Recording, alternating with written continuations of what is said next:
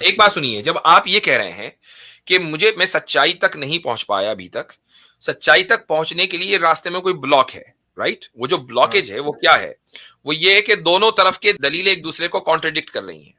इसको हाँ। देखें तो सामने वो खड़ा, उसको देखें तो सामने ये खड़ा, ये कॉन्ट्रडिक्शन है। तो अब मुझे आपसे सिर्फ ये पूछना है कि खुदा के होने के दलाइल तो बहुत सारे आपने पढ़ लिए होंगे, हम्म। न होने के दलाइल भी पढ़े कि नहीं पढ़े? किसी भी खुदा के होने का एविडेंस नहीं है, चाहे वो किसी भी नहीं है। मजहब की इंटरप्रिटेशन हो, राइट? हाँ, नहीं है, बिल्कुल नहीं है। ठीक। तो इसका मतलब यह है कि हम एक ऐसे खुदा के ऊपर बात करेंगे कि जो तमाम मजाहिब की इंटरप्रिटेशन के मुताबिक हो, कम से कम जो जो कॉमन इंटरप्रिटेशन है, डिटेल में जाए बगैर।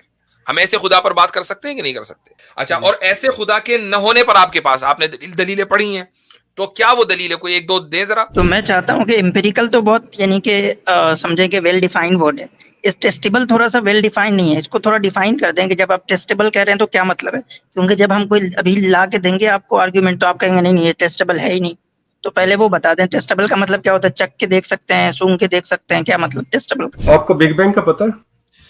अरे यार नहीं, सवाल पूछ रहा हूँ ना आपको। आप कहाँ से इसको सारा साबित कर लीजिए, पहले वो पता होता रहेगा, हम साबित कर लीजिए। आपने आपने अभी तक जितनी बातें बताई हैं उससे 10 बातें हमें आगे पता है। आप उसको साबित कीजिए कि अगर ये सिलसिला कहीं ना रुके तब भी आप एग्जिस्ट कर सकते हैं, बावजूद है कि आप कंटिंजेंट हैं, और कंटिंजेंसी का ये सिलसिला हमेशा चलता रहे इन्फिनिटली, आप तब भी मौजूद होंगे। इसको साबित कीजिए। अच्छा जी, अब हमारे साथ अगले कॉलर हैं एग्नोस्टिक इंजीनियर। यार ये एग्नोस्टिसिज्म को बदनाम करके रहेंगे सब एग्नोस्टिक लोग। जी भाई। अस्सलाम वालेकुम।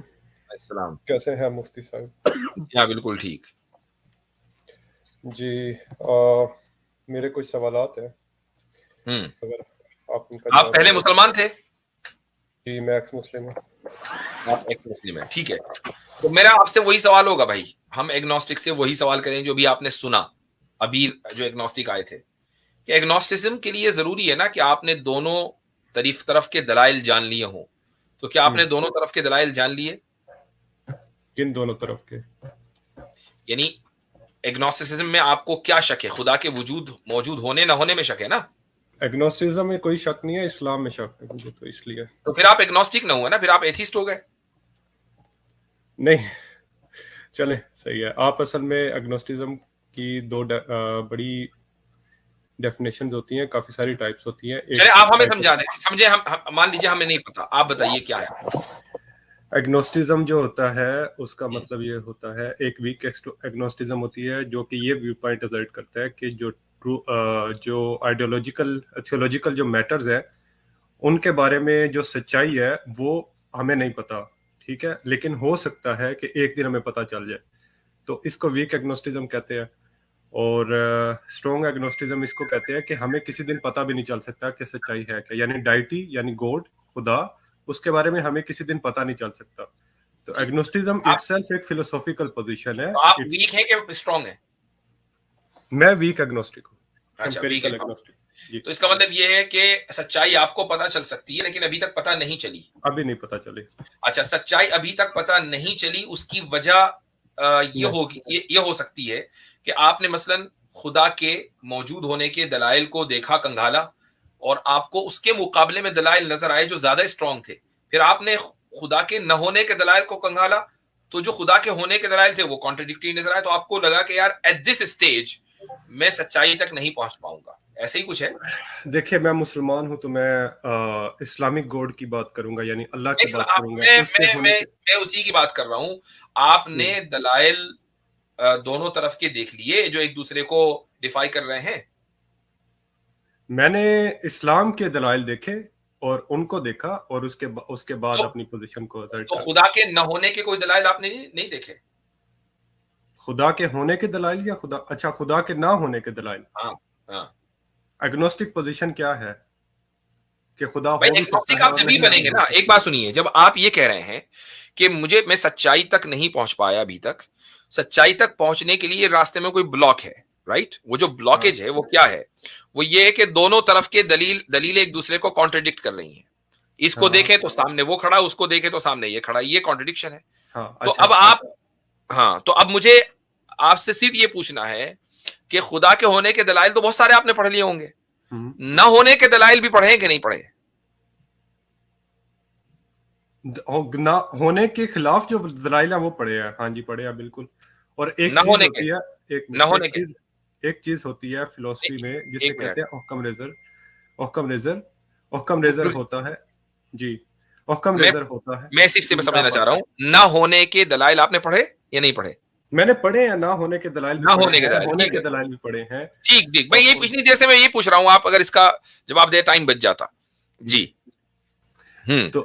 तो अब आप जो बात कर रहे हैं ना, मैं आपको ये समझा रहा हूँ, फिलोसॉफिकल पोजीशन होती है, फिलोसॉफिकल टर्मिनोलॉजी है जिसे हम कहते हैं ओक्कम रेजर। ओक्कम रेजर का मतलब होता है कि आप वो जो के मतलब वो एक्सेप्ट करते हैं जो कि सिंपलिस्टिक एक्सप्लेनेशन किसी चीज की है। बहुत सारी एक्सप्लेनेशन मौजूद हो तो उसमें जो सिंपलिस्टिक एक्सप्लेनेशन होगी वो आप उठाएंगे। अब मिसाल के तौर पे अगर मैं इस्लाम छोड़ता हूँ, इस्लाम के खुदा को मैं अपनी लॉजिक की वजह से मैं छोड़ देता हूँ, इसका मतलब ये नहीं है कि मैं जाके हिंदुइज्म भी जाके पढ़ूं और उसके बाद मैं जाके बाकी रिलीजन भी पढ़ूं तब जाके मैं कहूँ कि नहीं खुदा का वजूद नहीं है, क्योंकि एक हिंदू आके उठ के कहेगा कि यार आपने हमारे बारे में तो पढ़ा ही नहीं है। नहीं, you simply just apply Occam razor on that कि यार मुझे ये वाला सही नहीं लग रहा, इन सारे एविडेंस से मुझे लग रहा है कि खुदा नहीं है, तो इसकी वजह से मैं एक सिंपलिस्टिक एक्सप्लेनेशन लेता हूँ कि खुदा है ही नहीं।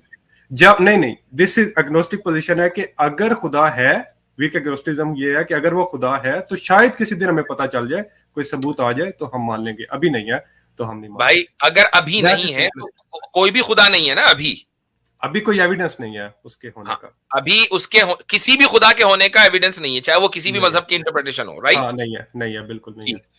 तो इसका मतलब ये है कि हम एक ऐसे खुदा के ऊपर बात करेंगे कि जो तमाम मजाहिब की इंटरप्रिटेशन के मुताबिक हो, कम से कम जो कॉमन इंटरप्रिटेशंस हैं, डिटेल में जाए बगैर। हम ऐसे खुदा पर बात कर सकते हैं कि नहीं कर सकते? कर सकते हैं। अच्छा, और ऐसे खुदा के न होने पर आपके पास आपने दलीलें पढ़ी हैं, तो क्या वो दलील है? कोई एक दो दे जरा। अच्छा, मैं आपको ऐसे खुदा के होने की दलील, ना होने की कोई दलील दें कि जो जिस पर आम मजाहिब मुत्तफिक हो, जिस इंटरप्रिटेशन पर सारे मजाहिब मुत्तफिक हो। मैंने आम मजाहिब कहा, सारे नहीं कहा। जैसे मसलन क्रिश्चियनिटी, जुडाइज्म, इस्लाम, ये कम से कम इस बात पर जबानी ही तौर से सही, क्रिश्चियनिटी के हवाले से बात कर रहा हूँ, मुत्तफिक है भाई खुदा एक है, ऑल पावरफुल है, ऑल माइटी है, ऑल मर्सीफुल है, ऑल वाइज है, ऑल नोइंग है, वगैरह वगैरह। Talking about Abrahamic God. मैंने आम मजाहिब बोला ना, आम मजाहिब बोला, तो ठीक है। अब इस पर जो है, इसके न होने पर आपके पास अगर कोई दलील हो तो वो दीजिए। हाँ, मेरे पास इसकी दलील ये है कि इसमें एम्पिरिकल एविडेंस जो है वो नहीं है, ठीक है। इसका आर्गुमेंट ये है कि आप किसी एक इंसान के पर्सनल एक्सपीरियंस की बेस पे, उसका जो पर्सनल एक्सपीरियंस हुआ है, उसने आके आपको बात बताई और आपने उसकी बात मान ली और उस खुदा को मान लिया आपने, क्योंकि उसने आके कहा कि मुझे खुदा ने मेरे पे वही नाजिल की है और ये बातें उसने की है और आपने मान लिया। उससे आपने कोई सबूत नहीं मांगा कि क्या है क्या नहीं, उसका कोई प्रूफ नहीं है आपके पास। ठीक, तो आप ये कह रहे हैं कि खुदा के होने के लिए एम्पिरिकल एविडेंस की जरूरत है। यस, ओके, अच्छा, टेस्टेबल एविडेंस की जरूरत है, एम्पिरिकल टेस्टेबल एविडेंस की जरूरत है। चलिए, टेस्टेबल का भी इजाफा कर लें। अच्छा, अब मुझे ये बताइए कि खुदा के होने यानी खुदा को हम देख सकें जब मानेंगे, खुदा को हम टेस्ट कर सकें, मसलन ये है कब इसको टेस्ट कर रहे हैं, बजा बजा के देख रहे हैं कि हाँ ये है मेरे हाथ में कुछ, तब मानेंगे, यानी इस तरह का खुदा आपको चाहिए? मुझे चाहिए वाली बात नहीं है, मुझे एविडेंस चाहिए। एविडेंस क्या है? भाई एविडेंस की बात कर रहा हूं। एग्नोस्टिक साहब, आप गोया ये क्लेम कर रहे हैं कि किसी भी वजूद का, किसी भी एग्जिस्टेंस का जो है वो उसी वक्त इकरार किया जाएगा जबकि वो टेस्टेबल हो, टेस्टेबल एग्जिस्टेंस हो उसकी। यस, ठीक है, यानी गोया के वजूद वही है, सिर्फ ऑब्जर्वेशन की बुनियाद पर टेस्ट करेंगे, ऑब्जर्वेशन के बाद। हाँ, टेस्ट का मतलब कि ये जो साइंटिफिक मेथोडोलॉजी है इनका, ठीक है, इसकी बेस पे जो है आप चीजों को के वजूद को इफर्म करेंगे। अगर कोई चीज उस दायरे से बाहर हो तो गोया कि वो वजूद नहीं है आपके नजदीक, ऐसा ही है ना? हो भी सकती है और नहीं भी हो सकती। तो नहीं, अभी तो आपने कहा, फिर आप ये भी कहें कि खुदा के ताल्लुक से तो आप ये बात नहीं कह रहे। सर खुदा के बारे में तो आप ये कह रहे हैं कि ऐसा दलील चाहिए, ऐसा एविडेंस चाहिए जो टेस्टेबल हो और ऑब्जर्वेशन बेस्ड हो। हाँ तो मान लेंगे ना उसको, जब टेस्टेबल होगा, टेस्ट कर लिया जाएगा तो मान लेंगे। नहीं तो पहले इस पे इससे पहले एग्नोस्टिक साहब इस पे जो है बात होगी कि क्या वजूद जो है वो सिर्फ इसी जो आप बता रहे हैं मेथड, उसी मेथड के अंदर आती है, या वजूद का इस बात इसके बाहर से भी हो सकता है? या तो आप कहें कि नहीं इसके बाहर से भी हो सकता है, तो फिर हम कोई भी फिर दलील ला के दे सकते हैं। फिर आपका ये लिमिट करना कि नहीं ये दलील इसके अंदर की होनी चाहिए, फिर ये दुरुस्त नहीं है। या फिर आप कहें कि नहीं कोई भी जो वजूद होगा वो इसी दलील से साबित होगा। दोनों में से कोई एक बात माने आप। मैंने ये तो नहीं कहा, मैंने कहा कि टेस्टेबल हो, किसी भी तरह टेस्टेबल हो सकता है, जरूरी थोड़ी है कि वो साइंटिफिक। आपने ऑब्जर्वेशन की कैद लगाई, पहले ऑब्जर्वेशन फिर टेस्टेबल आपने कहा था। मैंने ऑब्जर्वेशन की कैप नहीं लगाई, मौलवी साहब ने ऑब्जर्वेशन की बात की है। लेकिन भाई आपने खुद ही कहा एम्पेरिसिज्म। चले सही है, आप टेस्टेबल सिर्फ ले ले, ठीक है, किसी भी तरह टेस्ट नहीं, आप कुछ भी मेरी तरफ गढ़ दे और कह रहे चले सही है, आप खुद बोला आपने एम्पेरिकल। अच्छा मैंने मतलब एग्नोस्टिक साहब आपका क्राइटेरिया क्या है ये खुद अभी तक तय नहीं है। नहीं आप बीच पे नहीं बोले, मैं मौलवी साहब से बात कर रहा था, आप बीच नहीं वो भी मौलवी साहब है भाई, वो भी मौलवी साहब है, दोनों फोटो देख के नहीं लग रहा मैं मौलवी साहब नहीं आप है मौलवी साहब, लेकिन ये जरा डेंजरस मौलवी साहब, इसलिए आप उनसे बात नहीं करना चाह रहे। नहीं चले मैं बात उनसे कर लेता हूँ, फिर एक इंसान से बात कर लेता हूँ। आप मुझे बता दे किससे बात करी, मैं उससे बात कर लेता हूँ। हम दोनों ही बात करेंगे, पूरा पैनल यहाँ मौजूद है, आप पैनल से बात करने के लिए आए हैं। चले आप टेस्टेबल, तो आपने एम्पेरिकल का लफ्ज आप वापस ले लिया।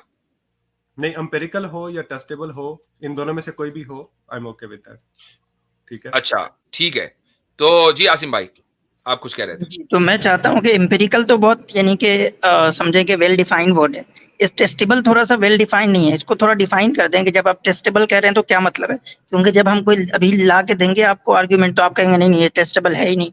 तो पहले वो बता दें टेस्टेबल का मतलब क्या होता है, चख के देख सकते हैं, सूंघ के देख सकते हैं, क्या मतलब टेस्टेबल का? मैं आपको एक मिसाल देता हूँ इस पे, टेक एग्जांपल के एक साइंटिफिक स्पेकुलेशन है कि एक पैरेलल यूनिवर्स हो सकता है जो कि इन यूनिवर्स को मतलब क्रिएट करता है, पैरेलल यानी मल्टीवर्स की एक कॉन्सेप्ट है। तो अब हम उसको अभी हम मान नहीं रहे, बस इट जस्ट एन स्पेकुलेशन। जब कोई टेस्टेबल एविडेंस आ जाएगा मान लेंगे, जो उसका टेस्टेबल होगा उसी तरह का टेस्टेबल एविडेंस। ओ ये गोया आपका टेस्टेबल एम्पिरिकल ही है और कुछ नहीं है। हाँ यही बात है ना, आपने टेस्टेबल को डिफाइन एम्पेरिकल से कर दिया। नहीं आपने अजर्ट किया ना अभी, क्या नाम है तो भाई आप डिफाइन कर दिए ना कि टेस्टेबल का मतलब मेरे नजदीक ये है। आप कोई एविडेंस जो आपके दिमाग में आर्गुमेंट है आप लेकर आए, मैं फिर बताऊंगा कि वो टेस्टेबल लफ्ज आपका लेकर मैं आऊं, आपने एक लफ्ज इस्तेमाल किया तो यकीनन उस लफ्ज की जो पूरी डेफिनेशन है वो आपके जहन में होगी। जब ये आपने कहा या तो इंपेरिकल हो या टेस्टेबल हो, और टेस्टेबल का लफ्ज आपने बाद में ऐड किया इंपेरिकल के बाद, तो कोई ना कोई उसके पीछे मकसद होगा उस लफ्ज के इस्तेमाल करने का, तो वो आपको पता होना चाहिए ना मेरे भाई।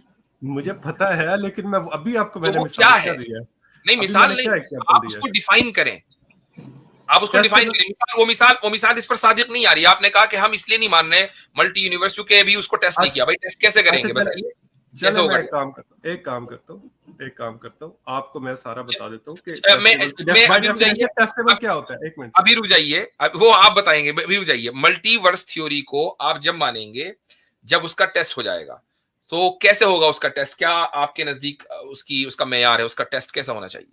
ये तो साइंसदान नहीं बता सकते, तो मैं कैसे बता सकता हूँ इस वक्त। वाह भाई, यानी आप मानेंगे जब टेस्ट हो जाएगा, लेकिन आप खुद टेस्ट नहीं करेंगे, साइंसदान करेंगे। मैं खुद टेस्ट करूंगा। अभी तो आपने कहा साइंसदान बताएंगे, तो साइंसदान अगर किसी साइंटिस्ट ने, या हो सकता है मैं कल को करके उस चीज को टेस्ट कर लेता हूँ, तो मेरे पास तो यानी साइंसदान की बात नहीं मानेंगे? साइंसदान की बात मानूंगा, हो सकता है मैं की बात मानेंगे ना, एक्सपर्ट की बात मानेंगे, खुद टेस्ट नहीं करेंगे या खुद करेंगे? सुन लेना बात सुन लेना। अब अगर मैं एक लैब में काम कर रहा हूँ, साइंसदान ने मुझे बताया कि रजिस्टर में से इतना करंट गुजारे तो इतना वोल्टेज, या इतना वोल्टेज हो तो इतना करंट गुजरता है, ठीक है। अब साइंसदान ने करके मुझे बताया, मैंने वो टेस्ट कर लिया लैब में, जिस तरह से उसने बताया रिप्रोड्यूसेबल वो चीज है, ठीक है। अब आप खुद टेस्ट करेंगे मल्टीवर्स का?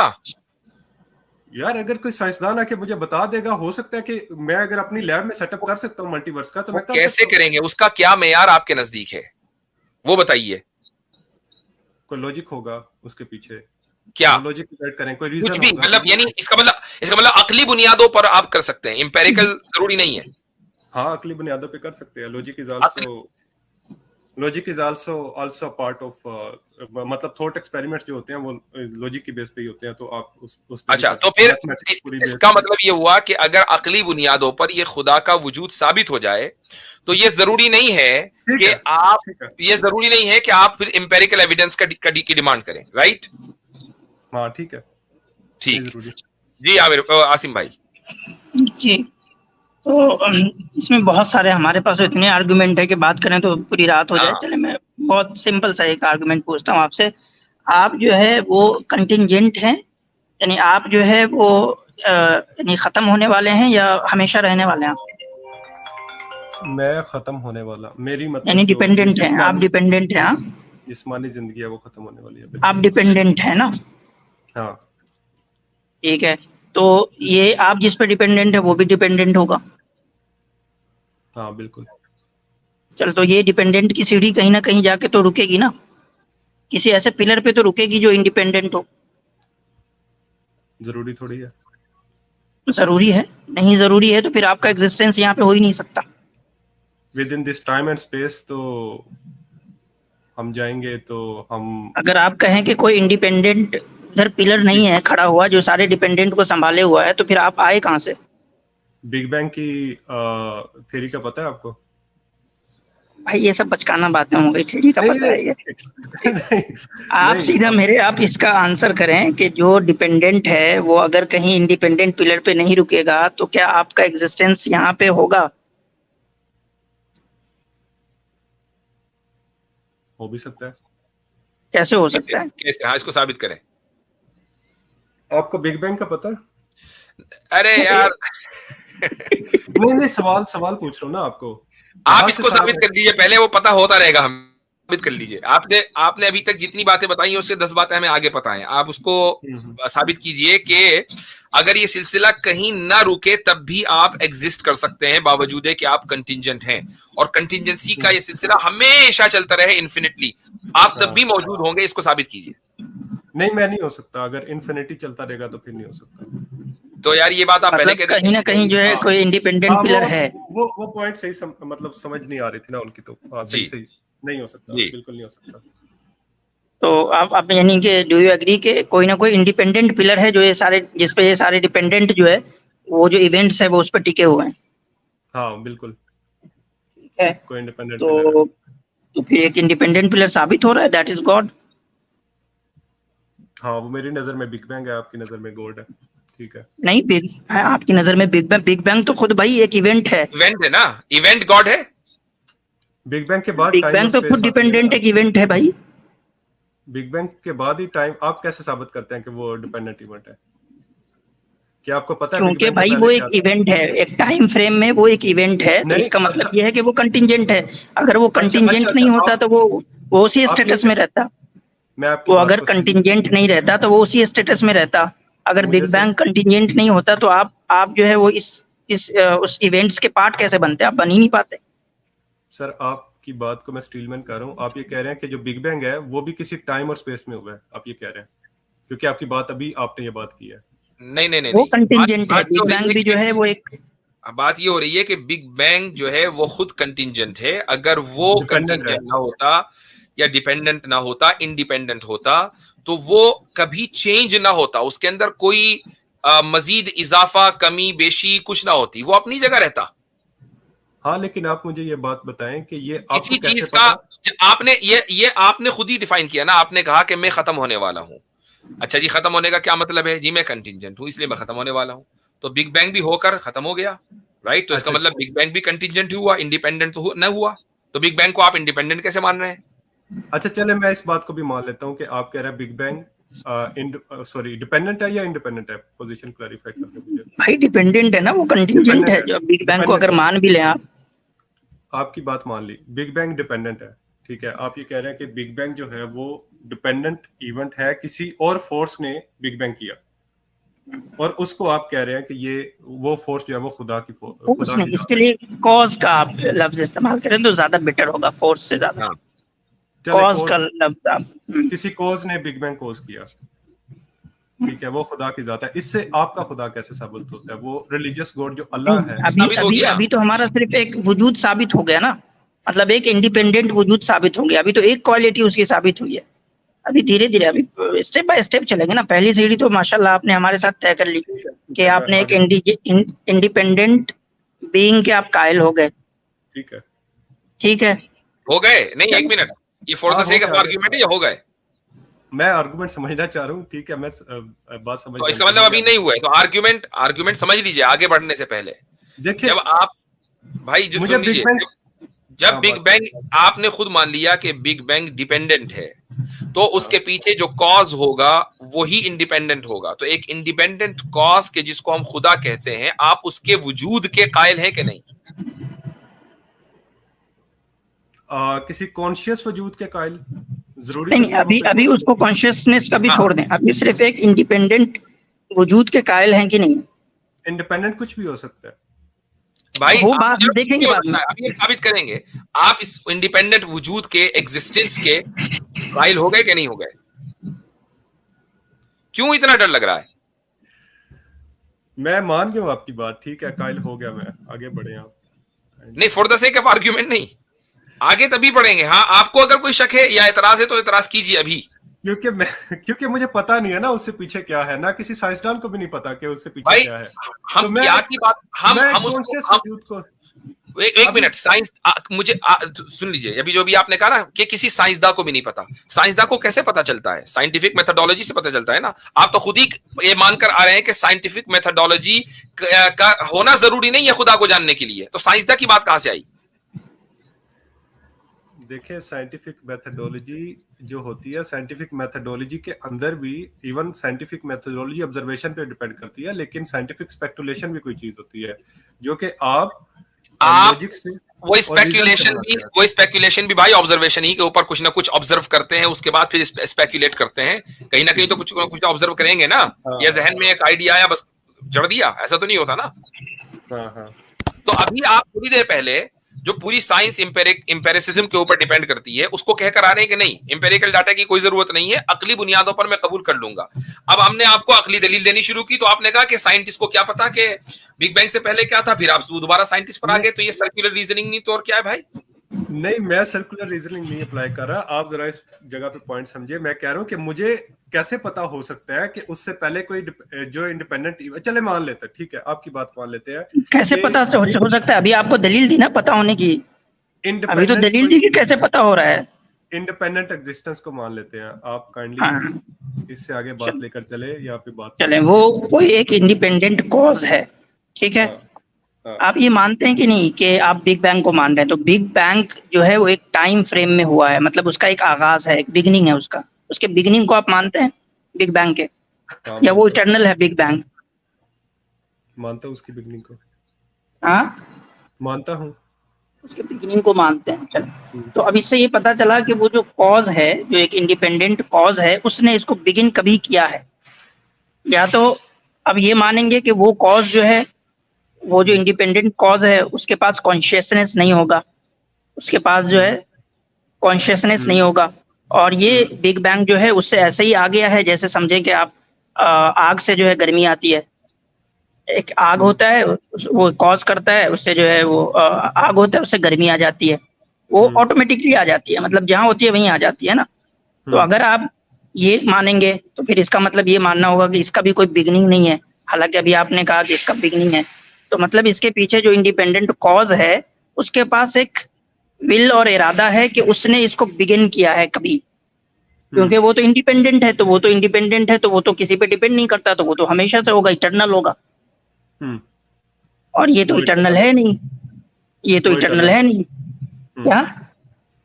और ये इटर्नल है नहीं, हाँ, तो ये तो इटर्नल है नहीं, ये तो एक 14 कुछ पॉइंट बिलियन। अल्फाज में एग्नोस्टिक इंजीनियर साहब, इसको आप इस तरह समझ लें कि अगर उस इंडिपेंडेंट कॉज को आप कॉन्शियस बीइंग नहीं मानेंगे, तो जो बिग बैंग का इवेंट है, जो डिपेंडेंट है, जो टाइम बाउंड है, उसको भी टाइमलेस होना पड़ेगा, जिस तरह वो इंडिपेंडेंट कॉज टाइमलेस है।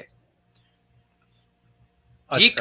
अगर और अगर आप, या फिर आप उस इंडिपेंडेंट कॉज को भी डिपेंडेंट मानेंगे, टाइम बाउंड मानेंगे, जिस तरीके से आपने बिग बैंग को डिपेंडेंट माना है, ठीक है, और ये फैलेसी है, क्योंकि अभी आप उसको इंडिपेंडेंट कॉज मान के आए तो डिपेंडेंट नहीं हो सकता। ठीक है, तो उसके अंदर कॉन्शियसनेस का होना जरूरी है। ठीक है, ठीक, यहां तक मान लिया।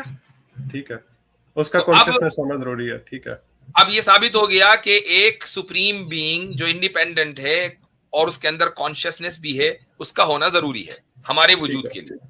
ठीक है। अच्छा, आप ये कह रहे हैं कि उसका कॉन्शियस होना जरूरी है। हम्म। ठीक है, वो कोई इवेंट कोज करता है।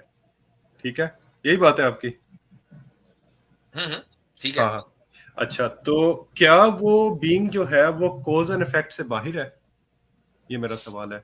भाई वो ये मैं इंडिपेंडेंट, सवाल वो करना- डिपेंडेंट नहीं है ना, वो इंडिपेंडेंट है तो वो कॉज एंड इफेक्ट से तो बाहर ही होगा, वो तो कॉज से बाहर होगा ना अपने, ये वो तो बस आप इफेक्ट करता है ना। एक मिनट, ये तो आप अकली नहीं, दलाइल पे आप पहुंच भी रहे यही हैं। कह रहे हैं, आप भी यही मानकर आए हैं, क्योंकि अगर आप उसको कॉज एंड इफेक्ट के सिस्टम में डालेंगे तो फिर आप मौजूद नहीं हो सकते। अभी आपने कहा कि कॉज एंड इफेक्ट का सिलसिला इन्फिनिटली नहीं चल सकता, वरना मैं मौजूद नहीं हूंगा। अभी आप मानकर आए हैं, उससे पलटिए मत। ठीक है, मैं आपकी बात से, मैं उससे नहीं पलट रहा, लेकिन मैं आपसे सवाल पूछ रहा हूँ सिर्फ कि क्या जी। वो कोज एंड इफेक्ट से बाहर बाहर है? ये तो आपने जब उसको मान लिया कि वो इंडिपेंडेंट है तो उसी वक्त आपको ये भी मान लेना चाहिए कि वो कॉज एंड इफेक्ट के इस जो है वो मैं तो साइकिल से अच्छा, बाहर है। ये तो खुद ब जो खुद आप हो गया, जवाब फिर आपका ये पूछना मतलब। जी, चलें। जो आप जवाब देंगे तो ना, मैं उसको मान लूंगा। जो आप जवाब देंगे चलें, ना, मैं उसको मान लूंगा। दो चीज हो गई, दो चीज साबित हो गई कि एक इंडिपेंडेंट कॉज है और वो कॉन्शियसनेस है, कॉन्शियसनेस रखता है, कॉन्शियस है, कॉन्शियसनेस। ठीक है। ठीक है, और क्या वो कोज एंड इफेक्ट से बाहर है? वो कॉज से बाहर है, वो इफेक्ट बस करता है। वो बस इफेक्ट करता है, वो कोई मतलब हाँ, कि वो कोई उसका उसका कोई कॉज कॉज नहीं उसका है, कोई cause सारे कॉज जो है ना, उसका। सारे कॉज जो है, हाँ, सारे इफेक्ट जो है वो उससे ही है, लेकिन ठीक उसका कोई जो है कॉज नहीं है। ठीक है, उसका कोई कॉज नहीं है। इंडिपेंडेंट बीइंग है, उसका कोई कॉज नहीं है, उसको किसी ने कॉज नहीं किया, वो कॉज एंड इफेक्ट से बाहर है। यानी वो कोई भी काम जो कॉज एंड करता है। इफेक्ट नहीं, आप बार बार फैलेसी कर रहे हैं, कॉज एंड इफेक्ट नहीं, वो इफेक्ट करता है, तभी तो हम यहाँ पे हैं। आप उसने जो बता है दें, तख्लीक की, उसने आप जो मुझे है वो बता दें मैं इवेंट। कौन सी फैलेसी कर रहा हूँ, काइंडली मुझे भी थोड़ा पता चले अब कि मैं मैं आपको बार मुझे बार मालूम कह रहा हूँ कि वो कॉज, उसका कोई कॉज नहीं है, वो इफेक्ट करने की ताकत रखता है, ठीक है। उसका कोई कॉज नहीं है लेकिन वो इफेक्ट करने की ताकत रखता है, तो फिर आप उसको कॉज एंड इफेक्ट से बाहर है, कॉज एंड इफेक्ट से आप बाहर है कर। आप मुझे डिफाइन करेंगे कॉज एंड इफेक्ट क्या होता है? अरे यार नहीं नहीं, एक मिनट, मुझे थोड़ी समझ नहीं आ रही ना इनकी बात की कि वो अफेक्ट होता भैया, है सिर्फ, आप cause अपने नहीं माँ बाप के इफेक्ट हैं, आपके माँ बाप आपके कॉज हैं। होता। हाँ हाँ, ये है, दैट्स इट, बिल्कुल सही। बस सिंपल सी बात है ना।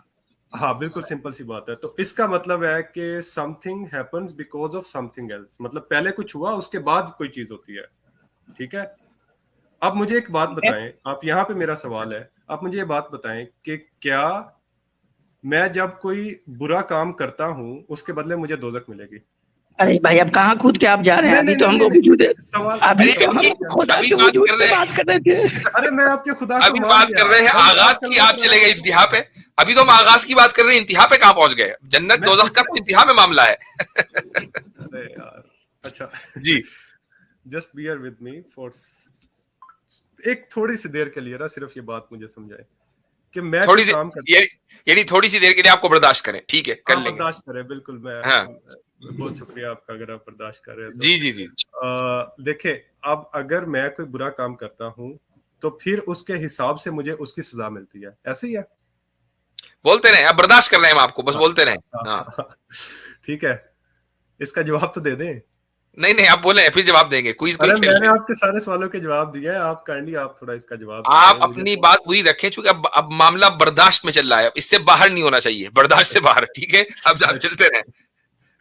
अच्छा, हाँ, अगर मैं कोई काम करता हूं और उसके बदले में मुझे कोई सजा या जजा मिलती है, तो इसका मतलब है कि मेरा जो काम है, यानी कोई खुदा मुझे सजा इस वजह से दे रहा है क्योंकि मेरा काम उसका कोज बन रहा है, उस अफेक्ट का कोज बन रहा है, उस रिजल्ट का कोज बन रहा है।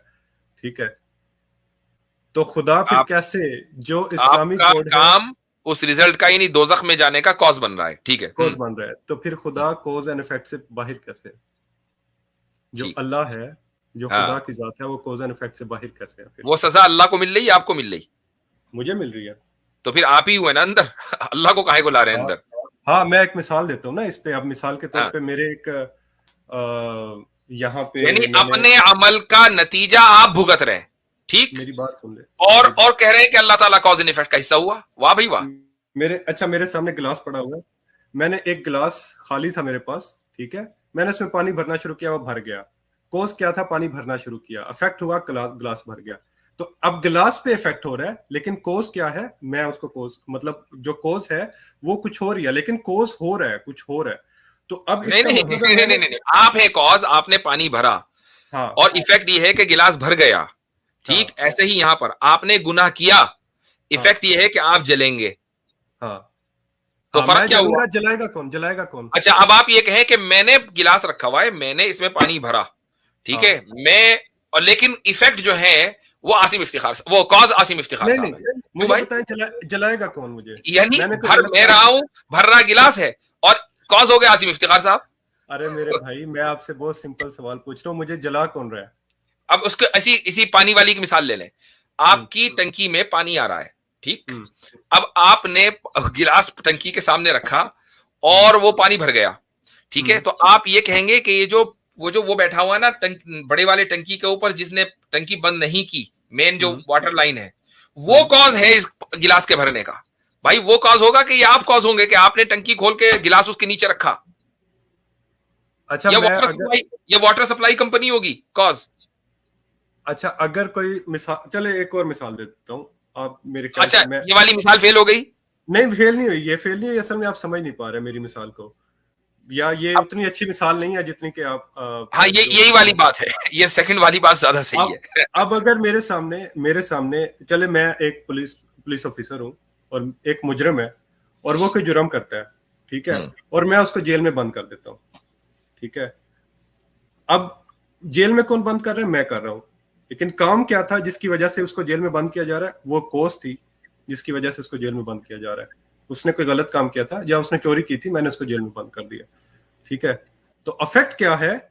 अफेक्ट हो रहा है और कोज भी हो रहा है। कौन कर रहा है इसको भी फिलहाल छोड़ दें, बट कोज है और इफेक्ट है। मैं बाउंड हूं कोज और इफेक्ट से, यानी अगर वो कोई गलत काम नहीं करेगा तो मैं उसको जेल में भी बंद नहीं करूंगा। अगर कोई पीछे कोई ये चीज पूछे कि भाई अच्छा, इसको अब जेल में मैं, क्यों बंद किया, अच्छा मैं इस एक मुजरिम सवाल को जेल आपसे, में क्यों बंद यही चलिए रुक जाइए, हालांकि ये मिसाल भी वैसे ही है पानी वाली, बल्कि उससे जरा किया? कम दर्जे की मिसाल है। लेकिन मैं अभी इस मिसाल की फ्लॉस को बयान करने से पहले एक सवाल आपसे ये पूछ लेता हूं कि ये जो इसी मिसाल के ताल्लुक से, एक आदमी ने जुर्म किया, ठीक, और अदालत में केस चला। मुल्क का कानून यह है कि उस आदमी को उस जुर्म की 5 साल सजा होगी, कम से कम मिनिमम 5 साल। अब क्या उसको जज को ये इख्तियार है कि वो उसको सजा न दे, जबकि कानून में लिखा है कि उसकी सजा मिनिमम 5 इयर्स है? जी जज को इख्तियार नहीं है, बिल्कुल नहीं है ना? कानून में। नहीं है। जज मजबूर है, कानून में लिखा हुआ है कि 5 साल की हाँ उसको सजा देगा, ठीक। हाँ, तो खुदा अब मजबूर कानून, नहीं, खुदा मजबूर नहीं है, वो यानी आपको खुदा चाहेगा तो माफ कर देगा, माफ कर देगा मुझे। आपको चाहेगा तो माफ कर देगा, यानी एक गुनहगार को चाहेगा तो माफ कर देगा। वो और ना करे, उसने अपने हाँ ऊपर कोई चीज लाजिम कर ली, वो बात अलग है, लेकिन वो लाजिम कोई किसी ने बाहर से नहीं किया, जज के ऊपर लाजिम हुआ है बाहर से। कानून साज काउंसिल ने, लेजिस्लेटिव जो काउंसिल है, उसने जज को ताबे किया है कि ये है मुल्क का कानून, इसके मुताबिक चलेगी आपकी अदालत। खुदा के ऊपर कोई लेजिस्लेटिव बॉडी नहीं है, उसने खुद ही कहा है कि वो जो चाहे गुनाह माफ कर दे। हाँ, शिर्क का गुनाह वो माफ नहीं करेगा। हाँ, और चले ठीक है, शिर्क का वो गुनाह माफ नहीं करेगा। अब इसी पे आ जाते हैं, शिर्क का गुनाह वो माफ नहीं करेगा। अब अगर ये कानून कहाँ से बना है, शिर्क का गुनाह वो माफ नहीं करेगा? तो कानून इसे खुद बनाया है, उसने खुद बनाया, ठीक है, उसने खुद बनाया। इसका मतलब है कि अगर मैं शिर्क करता हूँ, और मैं दोजख में चला गया, ठीक है, खुदा ने मुझे, अब कोज क्या है? शिर्क, और इफेक्ट क्या है? दोजख में जाना। अगर मैंने शिर्क ना किया होता तो मैं दोजख में ना जाता। अब कोई पूछे कि हाँ भाई दोजख में क्यों हो? क्योंकि मैंने शिर्क किया था। इसका मतलब कि बाउंड हो गया कोज एंड इफेक्ट से। तो आप हुए ना, खुदा तो नहीं हुआ ना। खुदा तो खुद ही तो आप कह रहे हैं कि मैंने शिर्क किया इसलिए मैं गुनाह, तो शिर्क आपने किया ना, कॉज आप हुए ना। खुद ही कह रहे हो कि मेरा शिर्क करना कॉज है, खुद ही मान रहे हैं, फिर खुदा को बाउंड कर रहे हैं। नहीं, खुदा बाउंड इस तरह हो जाता है कि खुदा अगर मैं ना करता तो फिर वो ना भेजता मुझे दोजख में, लेकिन तो बाउंड आप ना करते तो भैया आप ही तो कॉज हुए ना। अरे इस पॉइंट की डेप्थ आप समझ नहीं पा रहे असल अजी में। बहुत इतना गहरा है कि ये तो नजर भी नहीं आ रहा है, इतना नीचे चला गया। हाँ बिल्कुल ऐसा ही है। तो अब अगर वो मुझे अफेक्ट ये दे रहा है, सजा तो वही दे रहा है ना, अफेक्ट उसकी बेशक कॉज मैं ही हूँ, लेकिन सजा तो वही दे रहा है। कॉज आप है ना, कॉज आप है ना, कॉज मैं हूँ, बस लेकिन सजा तो वही दे रहा है ना। खुदा कॉज ना हुआ ना, कॉज एंड इफेक्ट से बाउंड तो हो गया ना खुदा।